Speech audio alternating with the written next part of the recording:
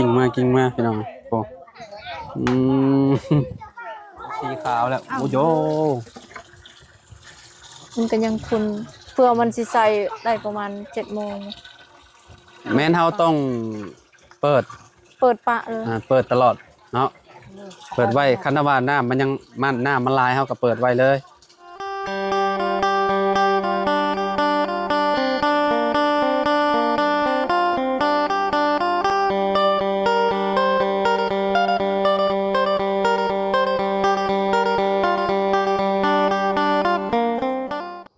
กราบสบายดีสวัสดี FC บัสสุขูสู่คนเนาะบ่ว่าสิอยู่ในและก็ต่างประเทศเนาะพี่น้องมาพบมาพอกันกับเฮาคือเก่าคือเดิมเนาะอยู่ที่บ้านหนองหัวเด้อพี่น้องเนาะทางสายเจาะเพิ่นก็แล้วแหละพี่น้องเนาะเดินทางกลับแล้วสุเพิ่นก็ได้เนาะน้ำก็สิแห้งดีอยู่เอาคิดเนาะเพราะว่ามันเป็นหูใหญ่นะพี่น้องเนาะคือสิแบบลายจักๆคิดว่าเนาะทางบ่าวบุญกับบ่าวจันทร์มันกำลังจะพากันเดินทางกลับบ้านพี่น้องเนาะหลังจากที่จ่ายค่าสูงค่าซากแล้วพี่น้องเนาะโอเคเดี๋ยวไปเบิ่งไปชมเนาะว่าทางครอบครัวน้องจันเนาะมีหยังฝากต้อนทางทีมงานพี่น้องเนาะโอเคไปเบิ่งไปชมกันมาทางนี้เฮ็ดหยังบาดนี่เนาะโอ้โดยสบายดีมีหยังคือมาปอกอยู่นี่บาดนี่ฮะบางลมบ่อ่อนคักอีหลีนี่น้องจันเนาะอันนี้ทางโกกมันต้องฮักเอาแม่นบ่เพราะว่ามันแก่แล้วนี่ฮ้อนนี่อายว่ะพอดีเลยมันแก่อยู่เนาะอ่อนแล้วบัดนี้พอดีเลยแกงอ่อมใส่หมูเนาะใส่ไก่เนาะน้องเนาะสุดยอดเลยพี่น้องเอ้ยแซ่บต้มจากน้ำนึงนี่หรือว่าซองน้ำถ้าไผบ่มักขมก็ได้คือเจ้ามักขมอยู่บ่น้องจันบ่ได้มักปานใดขมแฮงก็บ่มักปานนั้นเนาะอืม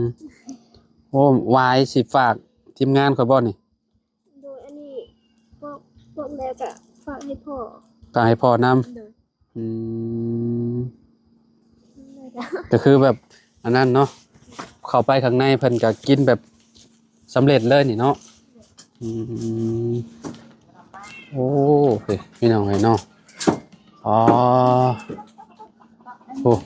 บ่าวบุญบ่าวจันเดินทางมานี่บ่โดยสบายดีเด้อเนาะเดินทางโดยถ่ายเพิ่นนี่ปอกให้ก่อนแล้วก็ทาทั้งหัวเพิ่นไปซื้อข้าวเจ้าไปฝากให้พ่อโดยจักหน่อยโดยเดินทางกลับมื้อนี้พี่น้องบ่าวบุญกับบ่าวจันพี่น้องเนาะน้องบุตรกับมาปอกซอยเนาะสบายดีเด้อเนาะทางแม่น้องหัวพี่น้องโดยมีนุ่มเนาะโอ้อันนี้มากยังบ้านเจ้าห้องแม่มักคักมักผักคือกันบ่โอ้ห้องมักผักคือกันเนาะแกงใส่หมูใส่หยังนี่บ่คักได้หมักนี่เนาะแม่เนาะเมื่อกี้นี่ก็กินข้าวน้ำลาวไปแล้วพี่น้องเนาะต้มไก่โอ้คักอีหลีแซ่บแม่จะเปิดห้านนี่ผ่านเลยคันนี้จะมีห้านนี่เนาะบ่าวบุญเนาะบ่าวจันยังว้าวเลยกินนี่เราเปิดห้านนี่โอ้คือสิขายดีว่ะโอ้คักอีหลีเราเฮ็ดนะพี่น้องเนาะแซ่บเพราะว่าสิแกงน้ำมุ้งน้ำไม้นี่โอ้ผ่านมาเลยพี่น้องเอ้ยเพราะว่าได้แซ่บใช่เพราะว่าผัวกับแกงแซ่บว้ายสู่เจ้าบ่ได้นะโอ้ซื้อข้าวเจ้าไปฝากพ่อพี่น้องเนาะทางน้องหัวเนาะบายดีเด้อเนาะแล้วพ่อแม่บอกอ่อนคักเลยนี่เนาะเจ้าว่าแกงใส่พวกหมูพวกหยังนี่ตัวโอเคนะแม่เนาะกับไก่บ้านเฮาเนาะใส่กบกับทุกเจ้าเคยกินบ่แกงใส่กบใส่กบก็แซ่บนั่นแหละโอ้เราเฮ็ดกินแบบคือกันรสชาติแบบซุมเฮากินเลยนี่เนาะเขาว่าแกงนี่ตำมันเนาะแม่เนาะให้มันแบบขุ่นๆเนาะใส่พวกน้ำยะนางก็ถือว่าโอเคเนาะพวกวายพวกหยังเราเฮ็ดบ่คักอีหลีเด้พี่น้องแซ่บเราว่ากินนี่ว่าน้องหัวก็เฮ็ดกินแซ่บคือกันล่ะว่ะแต่ว่าบ่แซ่บชูน้องจันบ่ได้บ่ได้อยู่แซ่บเบิดคือกันนั่นแหละเนาะพี่น้องเอ้ยเนาะแต่ว่าสู้สิมือแม่นุ่มบ่ได้ดอกแต่ละคนนะพี่น้องเอ้ยเนาะยอมรับว่าเราเฮ็ด แซ่บนัวพี่น้องเอ้ยเนาะทีมงานนี่ถ้าไปได้กินรสชาติชิมือเราเนี่ยว่าถือว่าสุดยอดแล้วเนาะ ไม่ได้ซื้อกระดูกหมูใส่บ้าน เนาะแม่เนาะใส่กระดูกหมูออมใส่กระดูกหมูคัก หัวไปเอาบ้านแกใส่ผักอันนี้ก็พอใส่ตัว เหมือนกันแช่บบ่ชิมือไหมที่หนึ่งเลยเนาะน้องมุดก็มาซอยปอกคือกันพี่น้องเนาะโอ้ชาวบ้านพากันเป่งเอาน้ำพี่น้องเนาะโอ้เดี๋ยวจะไปเบิ่งน้ำกันพี่น้องเนาะทั้งเพิ่นก็ออกไปช่วงประมาณบ่าย3 โมงปลายพี่น้องเนาะบ่ โอ้เอาแล้วเนาะดื่มมาสบายให้ ฮะ ว่าฉันก็บ่วุ่นว่าให้เขาโพดกันนะเนาะดินสองกองค่ะนี่ดิผู้ที่เขาสิมาโพดไอ้ พื้น บ่ ที่พื้นที่เอากองซะได้ ลูกกองเท่าไหร่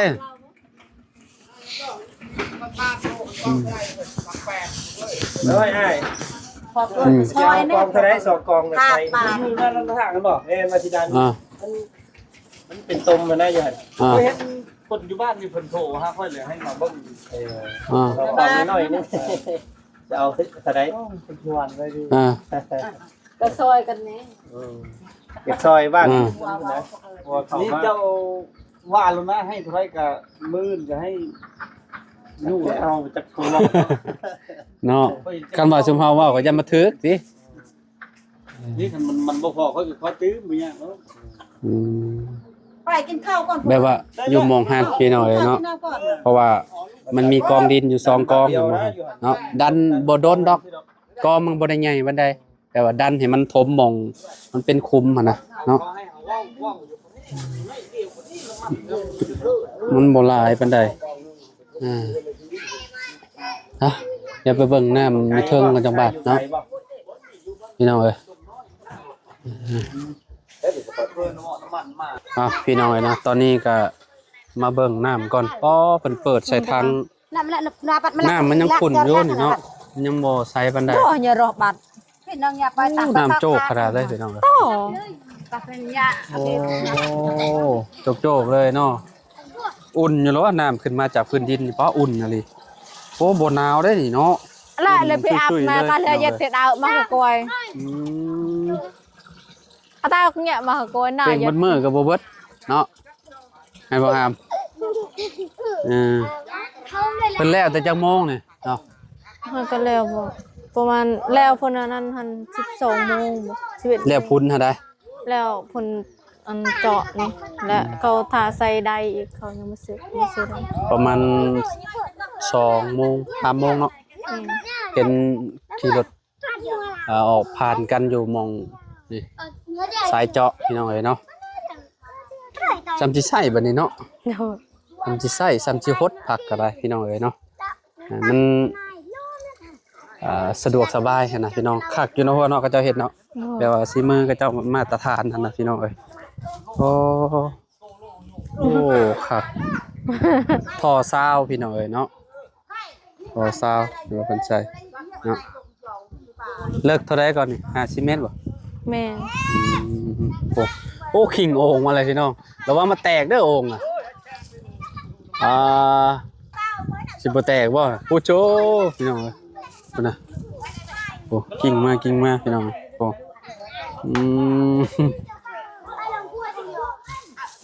คือทางเพิ่นเบิดแล้วว่าแต่มันต้องสูบด้นพี่น้องเอ้ยเนาะมันจังสิอันนั้นเนาะพ่อเนาะวันนี้อาบน้ำสบายบัดนี้เนาะบ่ได้ไปเซแล้วบัดนี้เปิดน้ำอาบเลยอันนี้เพิ่นแถมให้บ่นี่สายยาง แม่น สวิกก็อยู่พุ่นเนาะเทิงพวกพี่น้องเอ้ยเนาะเวลาจะเปิดก็คือแบบไปเปิดอยู่พุ่นเนาะจวดเลยพี่น้องเอ้ยอันนี้คือสีขาวแล้วหนองหัวบัดนี้บ่ได้ไปอาบน้ำเซเลย หัวขา แม่นหรอวะ โอ้มันก็ดำคือเก่าหั่นแหละ เอา สารสมใส่ก็ได้อยู่เทิงเวลาน้ำขุ่นๆแบบนี้มันก็สิใสอยู่ขึ้นแต่ว่าบ้านนอกเฮาก็บ่ได้จำเป็นมันนะเนาะแต่ว่าเปิดโดนไปแล้วมันก็ใสเองมันก็อ่าสีคือตอนนี้น่ะมันยังเหลืองมันยังเหลืองพี่น้องเอ้ยเนาะยังเหลืองอันนั้นเป็นอะไร ของกล้วยอันเราก็ยกแต่ เพื่อมันสิเบิดเพราะว่ามันอันใหญ่ๆเด้พี่น้องเอ้ยเนาะนี่เด้มันเริ่มแล้วเด้นี่เริ่มเห็นแบบเห็นสีขาวแล้วโอ้โย มันก็ยังคุณเพื่อมันสิใส่ได้ประมาณ7 โมง แม่นเฮาต้องเปิด เปิดปะเลย เปิดตลอดเนาะเปิดไว้คันว่าน้ำมันยังน้ำมันลายเฮาก็เปิดไว้เลยเปิดไว้แบบจนมันใสเองมันหมดแล้วเนาะโอ้ได้หลายถังอยู่เนี่ยเนาะ1 2 3 4 5ถังเลย6ตัวนี้พี่น้องเนาะ6 7ถังก็บ่เบิดดอกอันนี้เนาะ เจอไอ้ น้ำก็เจ้าเคยเบิดบ่อยู่ฟังนะ บ่เคย บ่เคยคือกันบ่ นี่ ใช่ได้ เพื่อนหลังนั้น อันนั้นเจาะเท่าใดเนาะอันนั้นเนาะ 45 เมตร 45แสดงว่าของเจ้านี่เลิกกว่าของเราเนาะ เราซื้อหลาย อืมเฮือนนั่นก็ประมาณ40คือกันบ่ บ่ฮอด ประมาณ30ปลายบ่ แม่น โอ้มันก็แล้วแต่น้ำอยู่เนาะมันอยู่สำใดก็เจาะสำนั้นพี่น้องเอ้ยเนาะแต่ของน้องฮัวนี่คือแบบเลิกชุดละพี่น้องเอ้ยเนาะแต่ว่าเขตพุ่นน่ะเลิกบ่ซะ ก็เลิกคือ อั อั นนี้ของไผซะเนาะ อันนี้ตะกี้หันโครงการเขาช่วยเหลือเขาเฮ็ดนำบาดาลเขาอันนั้นอ๋อ แล้วมันใช้บ่ได้บ่ แม่นมันเพแล้วเพแต่โดนแล้ว อ ตั้งแต่น้อง ใส่บ่ได้เลย ง บ่นี่เนาะ เพ ตั้งแต่เจ้ายังน้อยๆบ่นี่นะ แม่น อืม ขณะจุดไรทนไทยมิน Mìnhผ่านบัวแม่คือบัวไม่ได้รับจ้างมั้ย ปัดฝ้ายเพียงมีอะไรวะดังที่ จบเอาเซมันก็ละนะ ชื่อเงินจะไปใช้เนี่ยอาจารย์ ไปคืนเท่า อันบ่เสียงเราซื้ออันไข่ไก่หันกับอันสปอนเซอร์หันพอเท่าเราอันลงถอนเงินอันเกินแล้วทด เราทอนเงินเกินให้แล้วจะเอาไปคืนลาว แม่ อืมบ่เฒ่าอยู่ใช้ห้านใด หัน ห้านที่เฮาเคยซื้อนะ แม่ อืมผู้เฒ่าขายเครือ พี่น้องเนาะแนมมุมนี่เนี่ยคักพี่น้องเนาะแบบวิวงามเลยเนาะอยู่บ้านหนองหัวนี่เห็นนั่นน่ะพร้อมบ่ได้พี่น้องพวกเห็นบ่เห็นภูพร้อมวิวงามเหมือนกันเห็นเจ้าเนาะวิวมุมนั้นนะพี่น้องพวกฝั่งนี้ก็สิเป็นฝั่งนี้มีคือกันเนาะแต่ว่ามันเพื่อนบ่ต่ำพี่น้องด้านหลังอะแม่นบ่เลยภูงามตะกี้น้ำท่วมก็เจ้าใส่เรือลำนี่แหละติ แม่ โอ้พี่น้องเอ้ย แค่นี้ก็เจ้าจะขามเซก็เจ้าเอาเฮือนนี่บ่ไป แม่ อืม เอาเขาซื้อมา เดี๋ยวพายเป็นบ่ซุมบ่จันทร์บ่บุญเมื่อแล้วพี่น้องเอ้ยเนาะเดินทางแล้วเนาะไปมาพี่ก่อนบัดนี้ เอา เอาบ่โพดกันแล้วบาดนี้หนาวๆซ้ำโอ้ยเนาะ โยคะแนนการในเขา ๆจอมตะตะไน ไปแล้วเดินทางแล้วบ่จันทร์สิเดินทางแล้วบ่โอเค เขาฝากต้นทางก่อน โดยเดินทางปลอดภัยเนาะน้องหัวมีแต่เอาเครื่องขึ้นรถแล้วผมเนาะ เดี๋ยวให้บาบุญเพิ่นขับรถมาที่ก็ได้ บ่บุญครับมาพี่น้องเอ้ยมีหยังในฝากพ่อนะน้องหัว มีแต่ข้าวเจ้าหันกับ ข้าวเจ้าให้พ่อบ่โอ้กินหลายมื้อเติบอยู่ดอกพี่น้องเอ้ยเนาะข้าวเจ้าอืมแกงหวาย น่ากระดกในมอนเพื่อกินทำไมไหนไม่ได้เหม็น ยังเหลือแต่บ่าวเพิ่งบ่าวเชียง3คนค่อยเนาะเท่านั้นพี่น้องเอ้ยตอนนี้ลุงเหิมเราก็ลงไปเก็บงานอยู่พลานพุ่นเนาะจะมื้อได้แล้วสิขึ้นมาพี่น้องเอ้ยเนาะบ่าวจันกับพุ่นแหละแล้ววุ่นวันชาติเพิ่นจักเนาะ คนแรกข่อย หึ ทำมาแม่งก็ประมาณพุ่นแหละ อืม ยันขึ้นมาแต่ว่าบุญไปจักรอบไหนทางเบิ่ง อ๋อโดยเอากัดท่าเบิ่งซะเนาะพี่น้องเอ้ย ผมกินก่อน เพราะว่า อันน่ะไทยดินนั่นเดี๋ยวจังว่า อื กัน ม เดี๋ยวสิให้คำตอบ เพิ่นว่าเพิ่นสิมาไทยดินให้อยู่นี่เนาะเพิ่นอยากได้เท่าใดก็ บ้า 500,000 อยากได้ บ้า 500,000 เต้น พี่ ต่ น้ อ อง จุโร เนาะ ไปชายอ่ะ ดินมีอยู่2 ต่อจุ ก โร อง ไปชาย แต่ว่าก็บ่ได้ใหญ่เนาะดันบาทเดียวหนึงพี่น้องเอ้ยเนาะแต่มันก็คือว่านักอยู่ได้เขาว่ามันหลายอยู่เด้พี่น้อง500,000พุ่นเนาะแพงอยู่ได้แพงอยู่กองมันก็บ่ได้ใหญ่ขนาดนั้นหั่นน่ะเนาะมาบาดนี้น้องของฝากของต้อน มีของฝาก อ๋อ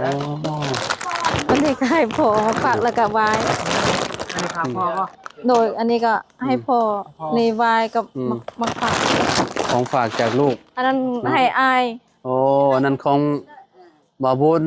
วาย โดยมี2มัดแล้วอาจารย์มัดหนึง โอ้ บ่บุญมัดหนึ่ง เมื่อนี้ออมเสร็จกระดูกหมูโอ้ยคัก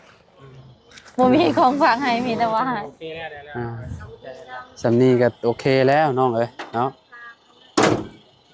แล้วรอบหน้า เรียบร้อยพี่น้องเอ้ยเนาะรอบหน้ารอบในจังว่ากันอีกเนาะเดินทางบ้านนี้พี่น้องเอ้ยเนาะก็ สบายแล้วพี่น้องเนาะ โดย มีน้ำใส่แล้วก็ต้องไปหิวอยู่นั่นเนาะ กระเก่า มาห้องน้ำไปมาเฮือนน้องไว้อย่าเข้าน้ำคิดเพราะว่าแต่อย่างเข้าไปแล้วบ่มีน้ำ อ่า บางทีเขาไปทุกนักของเล่นแบบบนบุ้งน้ำบุ้งลังนั่นนะพอทุกแล้วก็หนัก น้ำบ่มีติ มันยังไม่ยั้งแล้ว วันนี้ ห่วงแล้วบ้าน วันนี้บ่ห่วงแล้วบัดนี้เนาะสบายแล้วพี่น้องเอ้ยเนาะ